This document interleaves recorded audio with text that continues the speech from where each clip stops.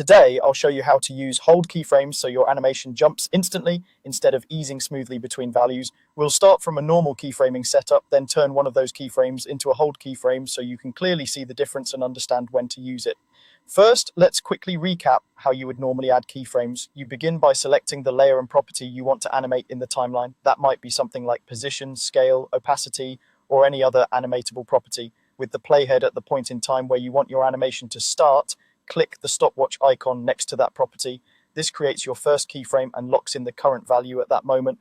Next, move the playhead to a different point in time where you want the property to change.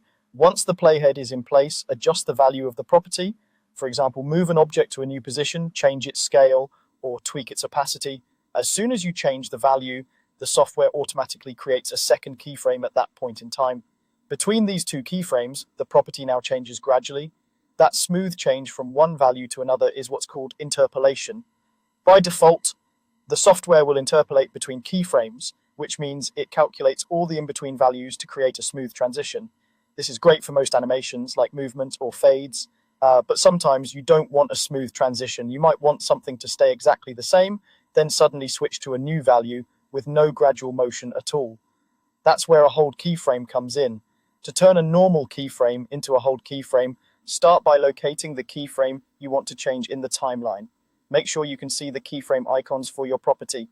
Then, simply right-click on the keyframe you want to modify. A context menu will appear with several options related to keyframe interpolation and settings. From that menu, choose the option called Toggle Hold Keyframe.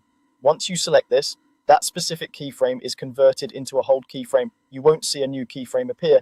Instead, the existing keyframe's behavior changes. Visually, depending on your software, the icon may look slightly different, so you can tell it's now a hold keyframe. So what does this actually do to your animation? Instead of the property gradually moving or changing between that keyframe and the next one, the value will now remain frozen at the hold keyframe's value. It will stay locked on that value all the way up until the playhead reaches the following keyframe in time. At that exact moment, the property will instantly jump to the next keyframe's value with no in-between frames. For example, if you're animating opacity and you set a hold keyframe at 100%, then a later keyframe at 0%, the layer will stay fully visible right up to the second keyframe, then instantly cut to invisible. There's no fade, just a clean, sudden change. This approach is perfect for things like rapid cuts, blinking elements, sudden position jumps, or stylized, snappy motion where you want a stepped look instead of smooth easing. If you ever want to go back to a normal interpolating keyframe, you can right-click the hold keyframe again and toggle the hold option off. The property will then smoothly transition between that keyframe and the next one as usual.